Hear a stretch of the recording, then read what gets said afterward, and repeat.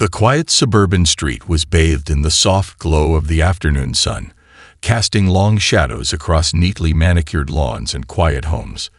John had just settled into his favorite armchair, a cup of coffee resting on the table beside him. The world felt calm, too calm, in fact. He had worked hard all week, and now, with the weekend upon him, the stillness was a welcome break from his usual hectic pace. But that peace was shattered in an instant. The knock on the door was abrupt, sharp, and completely unexpected. At first, John hesitated. His eyes flicked to the clock, 3:30 in the afternoon. Not a time he usually received visitors. He wasn't expecting anyone, but perhaps it was one of his neighbors with a question or concern. His neighborhood had always been tight-knit, people popping in and out without much thought. But the instant he stood up, a feeling of unease settled in his stomach. He couldn't explain why, but something about this moment didn't feel right. John opened the door, and there they were, two men dressed in dark, official-looking uniforms. The badges on their shirts read Homeowners Association, but something about them immediately struck him as off. Their faces were too rigid, their smiles too forced, and their eyes, cold and calculating, made his pulse quicken. "Good afternoon, sir," the man in the lead said, his voice too smooth, too rehearsed. "We're with the HOA, here to discuss a few concerns about your property. It appears there are some violations on file." John blinked, trying to process the words. Violations? He had just moved in a few months ago, and his property was in perfect condition. I'm not sure what you mean," he replied, his voice betraying a hint of uncertainty. "We had a list of issues that need to be addressed," the second man chimed in, holding up a clipboard, his tone flat and businesslike. His eyes darted to the side for a split second, something John didn't miss. The sudden shift in their posture sent a ripple of suspicion through him. "Perhaps we can come inside and take a quick look," the first man suggested, his smile never faltering. He moved forward, as though he expected John to step aside. John's instinct screamed at him to shut the door and lock it. Something was wrong. These men were too insistent, too calm. But he hesitated. He didn't want to be rude, didn't want to make a scene. After all, the HOA was part of the community. They had to be legitimate, right? Still, doubt gnawed at him. He stepped aside slowly, just enough for them to see inside, but not enough for them to walk in. "Can I see your identification?" he asked, keeping his tone steady, masking the tension creeping into his voice. The first man hesitated for a split second, before flashing his badge in a motion that was too quick. John caught only a glimpse, but it didn't look right.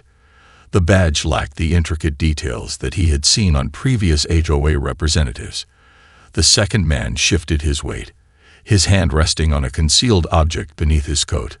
That movement didn't go unnoticed. John's heart pounded in his chest. A shiver ran down his spine as the hair on the back of his neck stood up. It wasn't the usual pleasantries of the neighborhood he had grown accustomed to. No, this was something darker, something far more sinister than a simple HOA inspection. "I need to verify this with the office," John said, taking a step back, his fingers already brushing the phone in his pocket. The man's eyes flicked toward the window. For a split second, John saw the faintest glint of something, a flash of movement outside. He didn't know what it was, but it was enough to make his pulse race. "You're wasting time, sir," the man said, his voice growing colder. "We need to conduct the inspection now. It's a legal matter." A cold knot formed in John's stomach. "I'm not sure what's going on here, but I'm going to have to ask you to leave," he said, his voice trembling with barely contained alarm. For the first time, the man's smile faltered.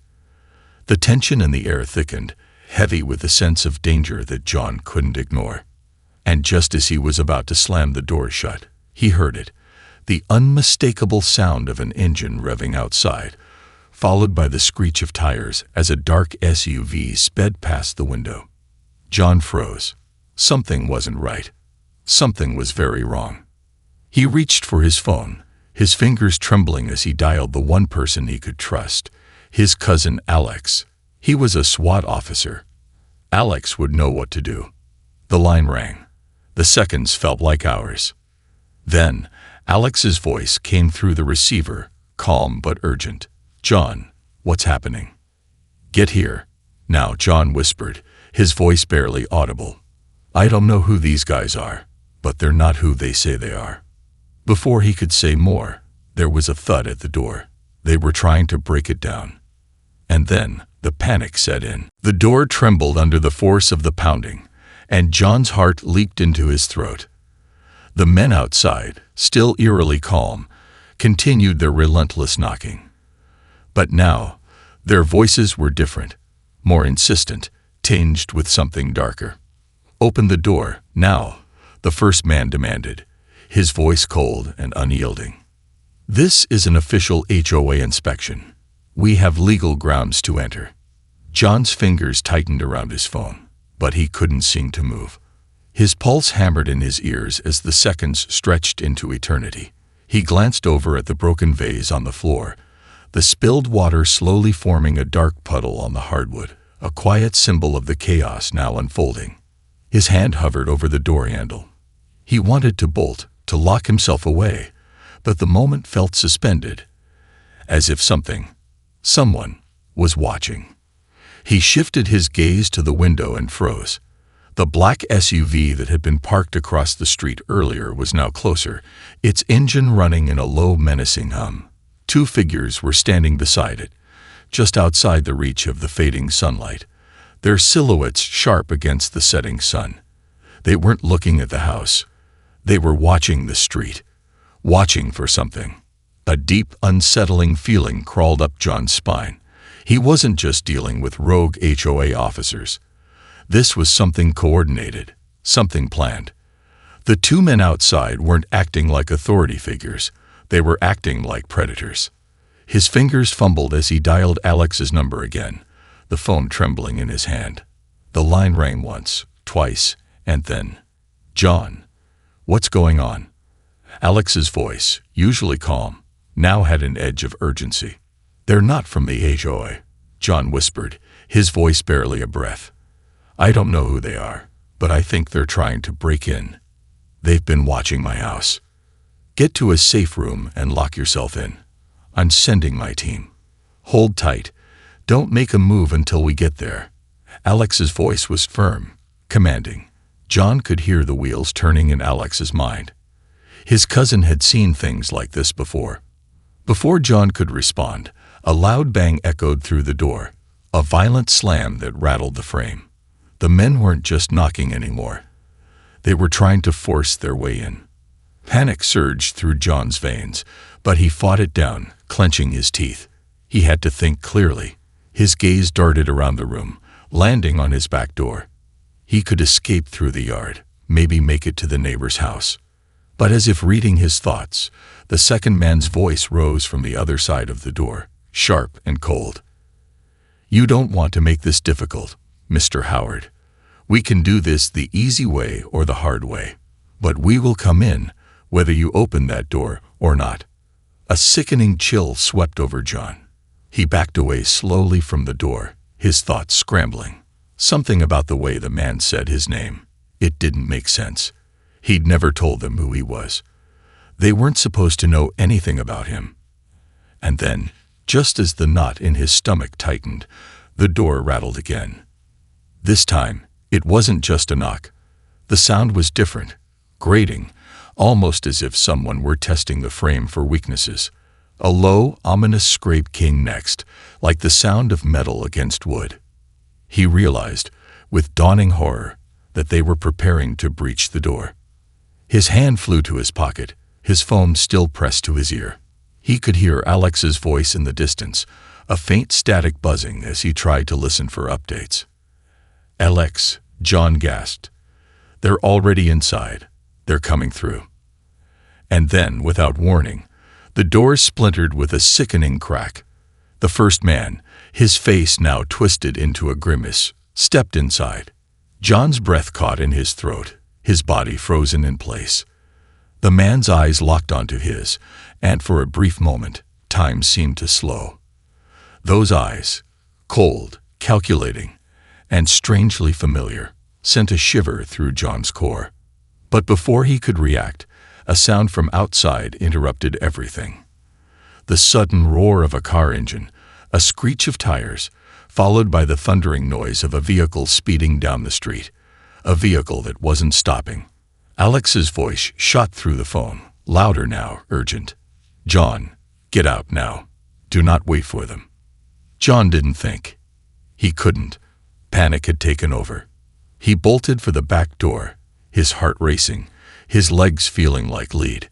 As he pushed through the door into the yard, the world around him seemed to blur. He had no plan, no idea where to go, only that he had to move, had to get away.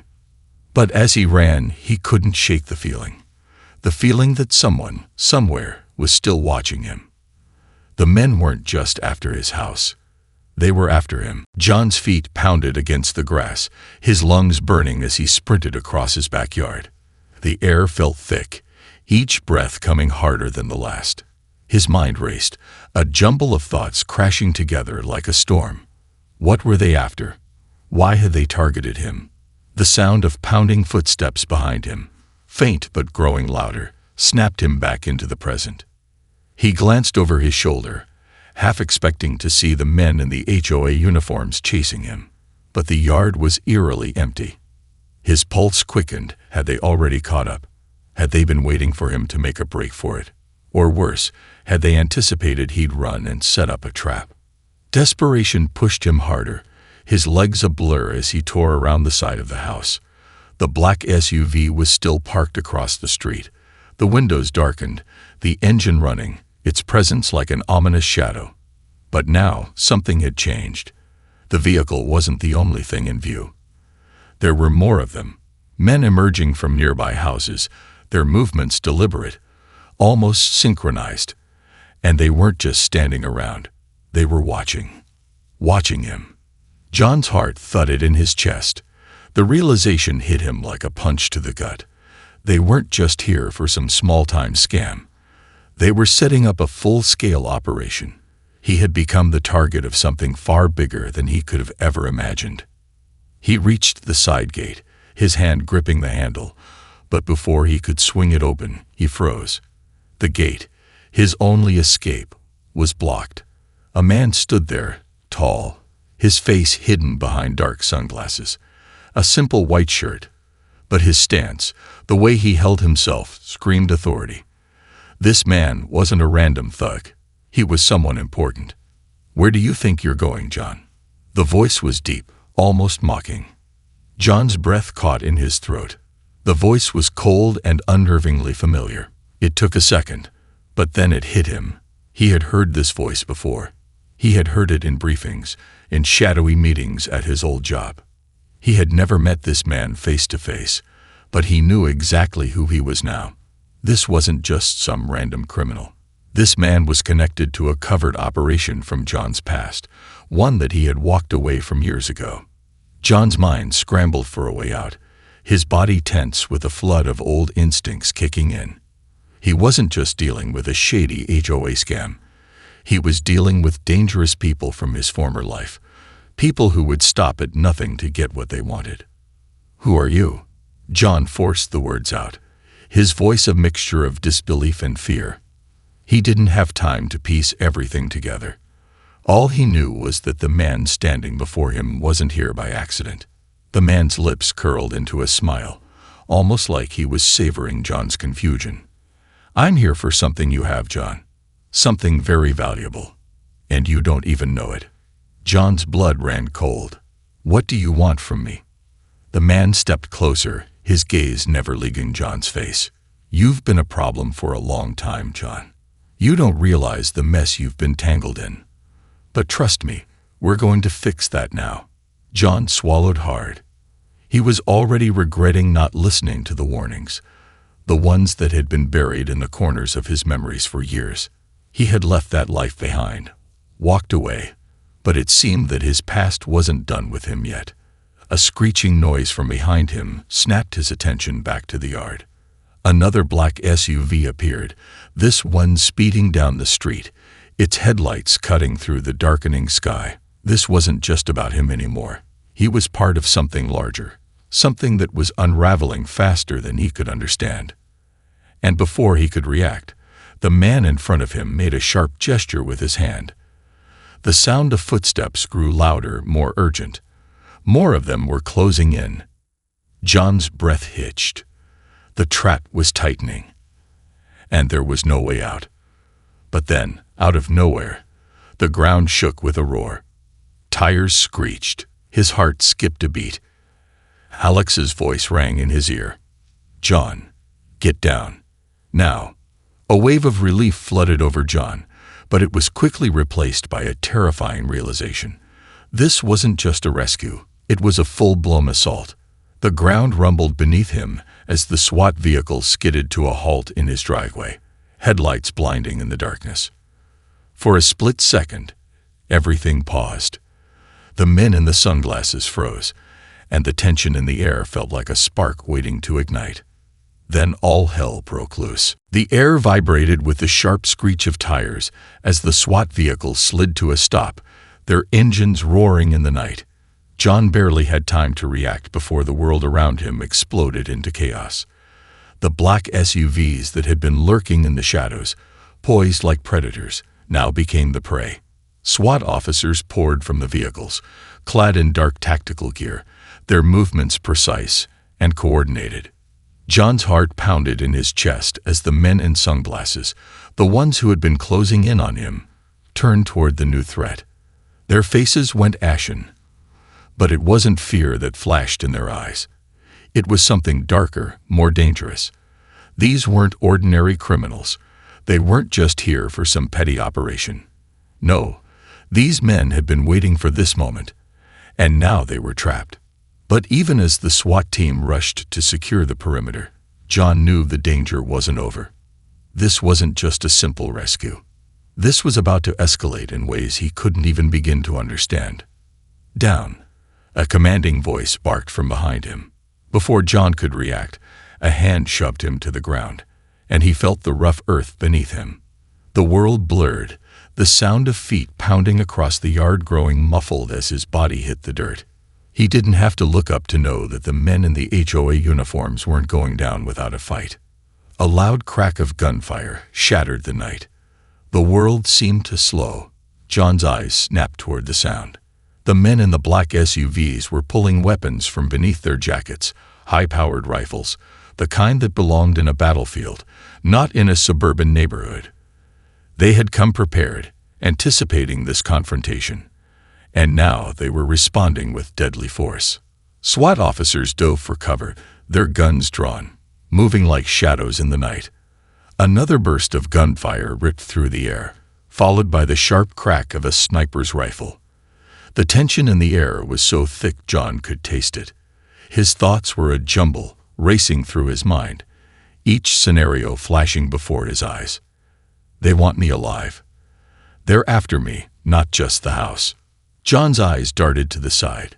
His cousin Alex was in the thick of it, directing the SWAT team with cold, focused precision. The officers were trained for this, but the situation was far from typical. John had no idea who the men in black were, but it was clear now. They weren't just a rogue group of criminals. They were a well-organized unit with military-grade weapons and an agenda. Another volley of shots rang out, and the ground around John erupted in a spray of dirt. He winced, instinctively pulling closer to the earth. Every fiber of his being screamed to run, to escape, but he knew that wasn't possible. Not with the men surrounding him, not with Alex's team already in the middle of the firefight. He heard a voice in his earpiece, crackling through the static. "Alex, get out of there," a voice shouted. It wasn't just a command, it was a warning. John's eyes flicked to Alex, who was kneeling behind a vehicle, his hand raised, signaling for a retreat. But before he could make a move, another figure appeared, a tall man with a grim smile, his face partially hidden beneath a dark tactical mask. He moved swiftly, like a predator closing in on his prey. His eyes locked onto John with a chilling intensity. "You should have stayed out of this, John," the man said, his voice a low growl. John's breath caught in his throat. He didn't recognize this man, but the malice in his voice was unmistakable. He had no idea how this person had found him, or why, but he could feel the weight of the threat pressing down on him. And then it clicked. This man wasn't just a hired gun. He was something worse. The leader. The man in black raised a hand, signaling to his team, and within seconds, they began closing in, tightening the noose around John. Their steps were silent, coordinated, as if they had rehearsed this moment over and over again. John's blood ran cold as he realized that the situation had just taken a turn for the worse. Alex's voice echoed through the comms again. But this time, it was more desperate, more urgent. "John, listen to me. There's more going on here than you know.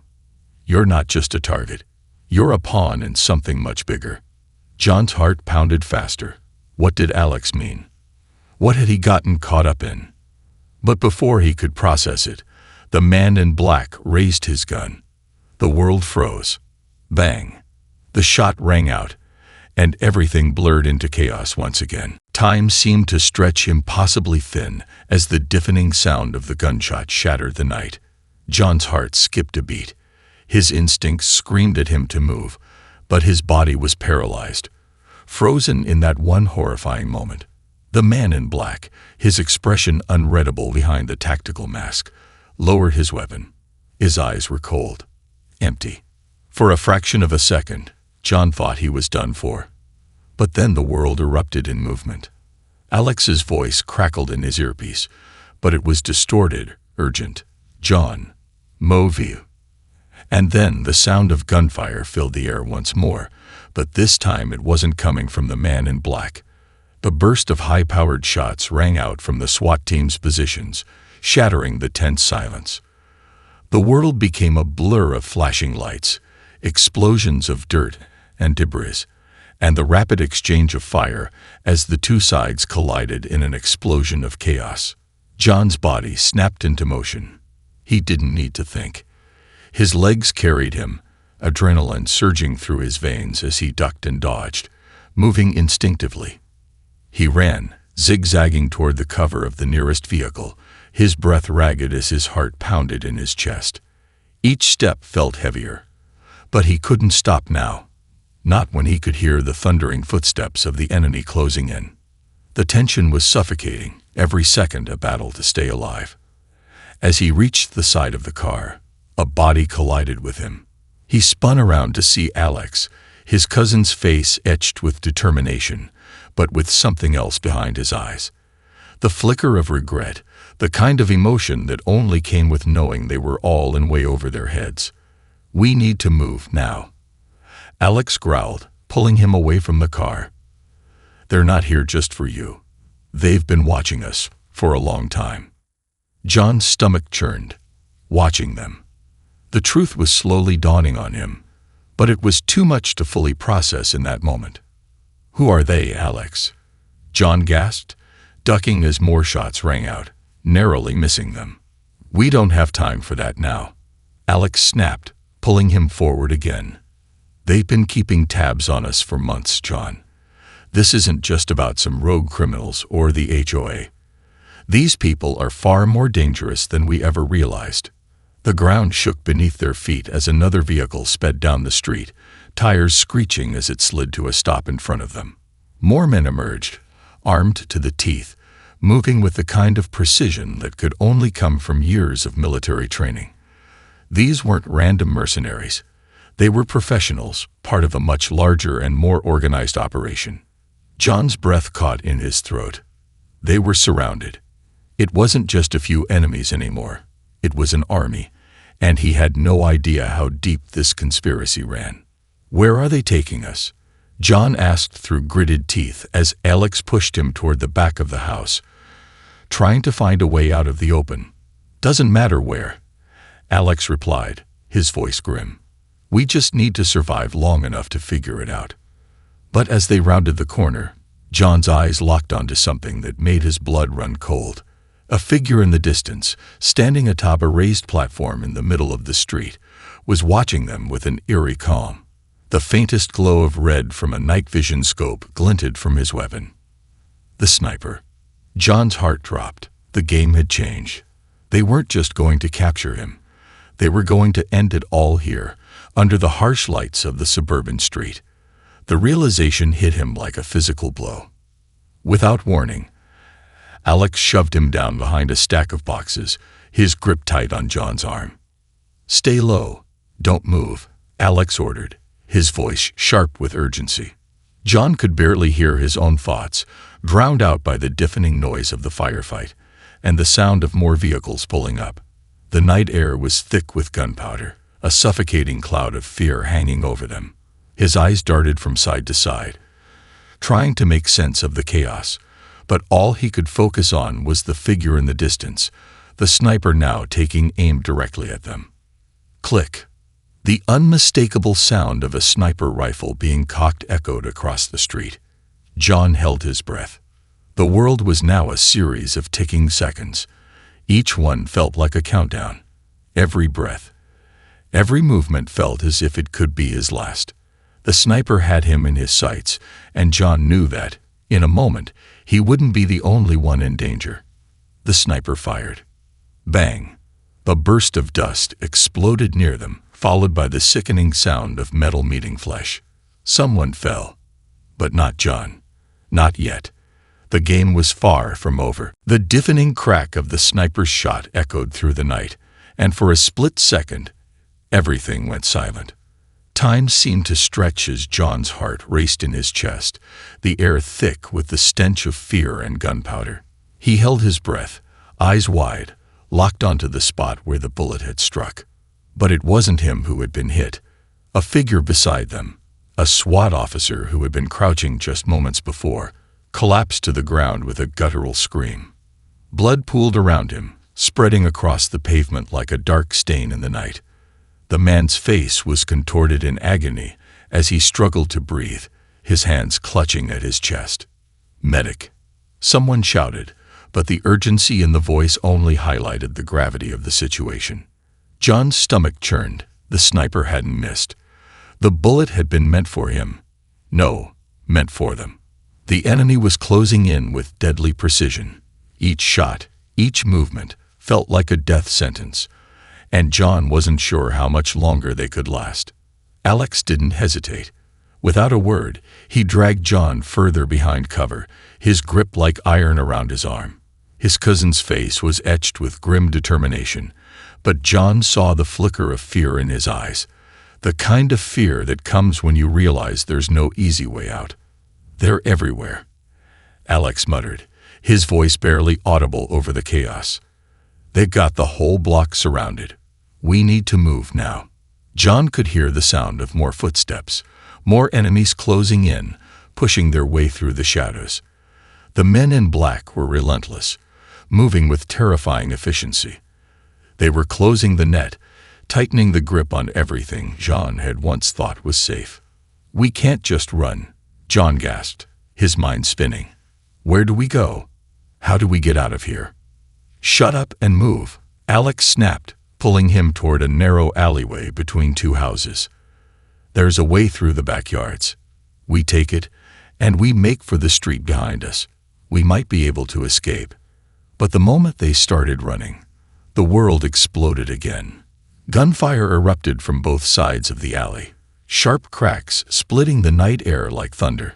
Bullets ripped through the air, narrowly missing John's head, hitting the concrete around them in a shower of sparks and debris.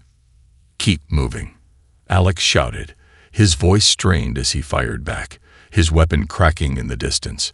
John's legs burned as he pushed himself harder, adrenaline pumping through him like a drug. They'd reached the end of the alley, but before they could make it to the next street, the sound of heavy footsteps caught up with them. From the shadows, more figures emerged, masked, armed, and ready for a fight. Cornered, John muttered under his breath, his mind racing. They were trapped. No escape. Not unless they could fight their way out. But Alex didn't slow down. His face was a mask of focus as he exchanged fire with the new group of enemies. He moved quickly, efficiently, like he'd done this 1,000 times before. Then, just as John thought they might be able to fight their way through, a loud crack echoed through the air, followed by a sharp pain in his side.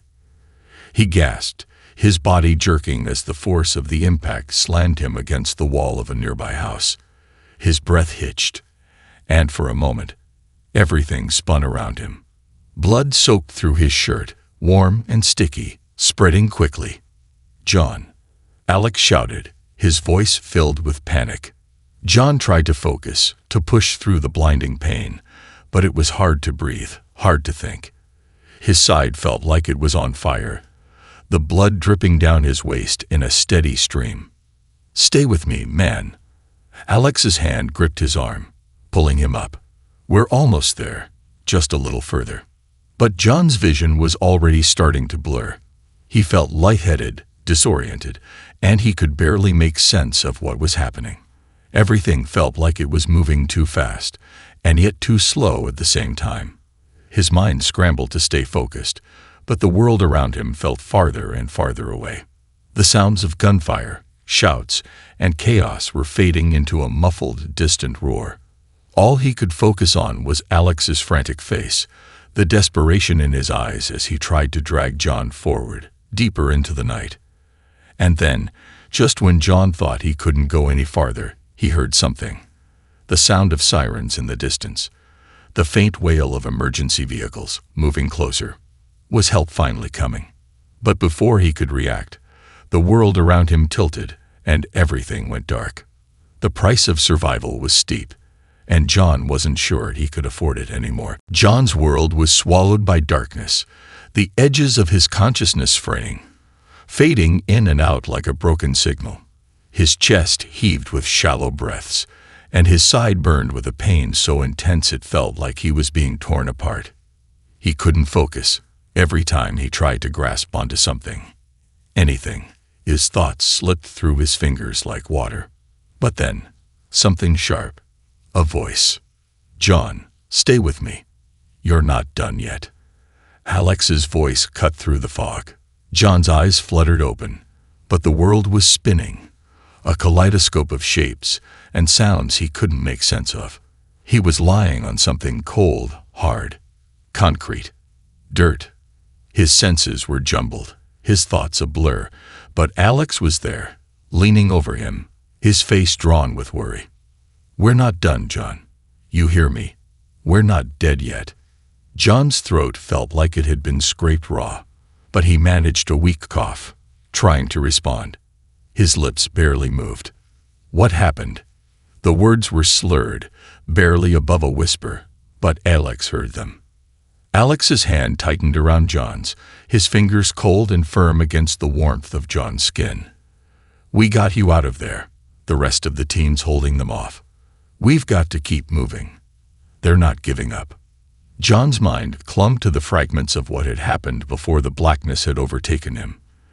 The sniper's shot, the gunfire, the blood on his side.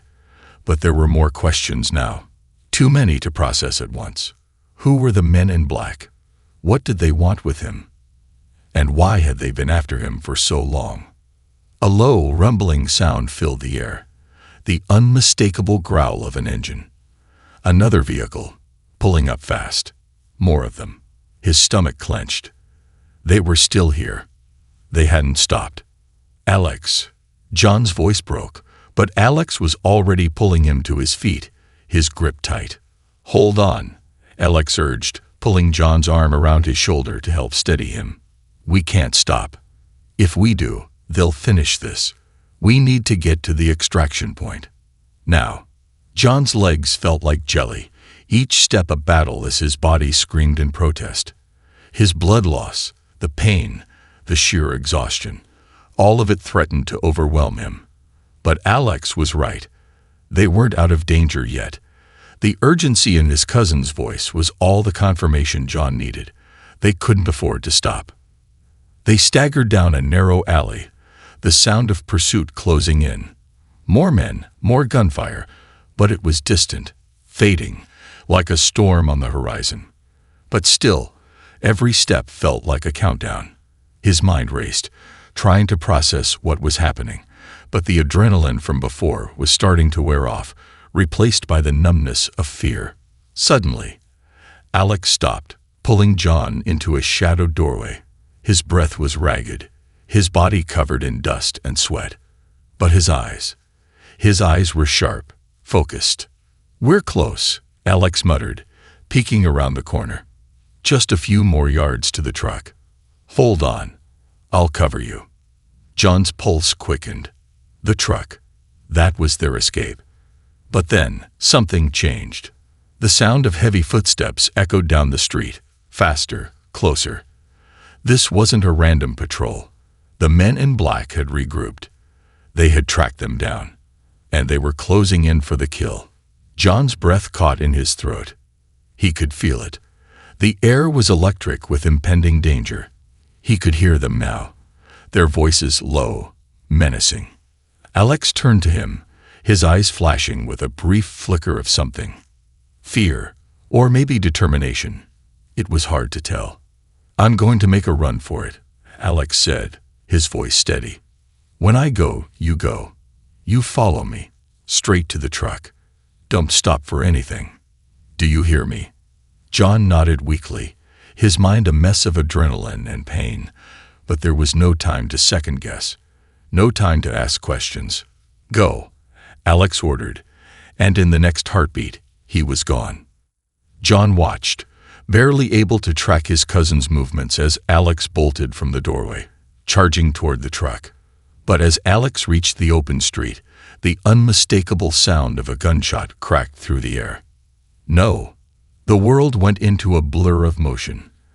Alex's body jerked. He was hit. John's body moved on instinct before he even knew what he was doing. He pushed himself forward, stumbling, his body screaming with pain as he forced himself to run, to move. The gunshots rang out again, but John didn't care. He couldn't stop now. Not after everything. He reached Alex's side, and his heart stopped. His cousin lay on the ground, blood staining his clothes. But there was no time for grief, no time for anything other than survival. "Get up," John shouted, adrenaline surging through him. "We're not done yet." But Alex's eyes were already closing. John's hand shook as he pulled him toward the truck. They weren't done yet, but in the pit of his stomach, John knew this. Nothing was as it seemed, and the real war was only just beginning. John's chest burned with every breath, his body screaming for rest, for escape, but there was no time for either. His eyes locked on Alex, his cousin's body heavy in his arms, blood soaking his clothes. He couldn't afford to think, couldn't afford to feel. Not now. Every step toward the truck felt like a battle, the sound of footsteps growing closer behind them. They were being hunted. The men in black had not only tracked them down, they had anticipated this. And now, John was running on fumes, his legs aching, the world around him closing in like a tightening vice. The truck was in sight, just a few more yards. But before he could take another step, the air around him crackled with a voice, low, cold, and unmistakable. "Stop." John's heart froze in his chest. He didn't need to turn to know who it was. The figure from earlier, the one who had given the orders, the one whose eyes had drilled into John with that chilling look of superiority, stepped into view, his dark silhouette outlined against the dimmed streetlights. "You're not going anywhere," the man said, his voice a venomous whisper that made John's skin crawl. John's breath came in ragged gasps as he tightened his grip on Alex, trying to shield him. His mind raced, looking for an escape, a way out. The truck was so close, just a little further. But the man in black wasn't alone. From the shadows, more figures emerged, forming a wall between John and the truck. The unmistakable glint of weapons reflected in the weak light, snipers, rifles, pistols. Every weapon pointed at him, ready to end this. John's pulse hammered in his throat. He couldn't see a way out. He couldn't fight them all. And Alex was fading, his breath shallow, his body limp in John's arms. "We're done here," the man in black said, a twisted smile crossing his face. "You thought you could run. thought you could survive. But this was never about you, John. You're just a pawn, a tool for something much bigger. John's heart raced as the words crashed over him like a wave. Bigger? What the hell was he talking about? I know who you are, the man continued, taking the slow step toward him. The question is, do you know who you really are? John's vision blurred, his body screaming for relief, but he fought it. Who was he? His mind couldn't process everything.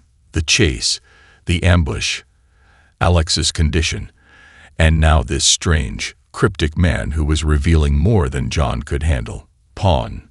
Tool. His head was swimming, but he knew one thing for certain. This man didn't care about Alex. He didn't care about the fight. John wasn't just some victim in the middle of a conspiracy. He was the key. Suddenly, it hit him like a bolt of lightning. The strange events, the constant surveillance, the targeting of his every move. He wasn't just anyone. He was connected to something much darker, far-reaching. They weren't just after him. They were after something inside him. Something in his blood. Get on your knees, the man in black commanded, his voice sharp and cold. John didn't move. His body trembled with exhaustion, pain, and the overwhelming weight of the truth. But he wouldn't bend. Not now. Not when they were this close to finishing it all. With one last surge of adrenaline, John threw himself toward the truck. It was now or never. Alex, he whispered, though his voice broke. I'm sorry. He shoved his shoulder into the door, and with a deafening screech, it opened. There was no time to think. He threw Alex in the back, crawled in after him, and slammed the door shut. Gunshots rang out, but it was too late. The truck roared to life, the engine growling beneath him as he slammed his foot on the gas, pushing the truck down the street with everything he had. The man in black watched, unmoving, his eyes fixed on John's retreating figure. You can't run from this, the man called after him, his voice carrying a promise. But John didn't stop. He couldn't. As the truck sped down the dark street, a new sense of urgency clawed at him. The chase had only just begun. And now, John knew, the real war wasn't about surviving the night. It was about surviving the truth, and whatever it was that lay ahead, he wasn't going to face it alone.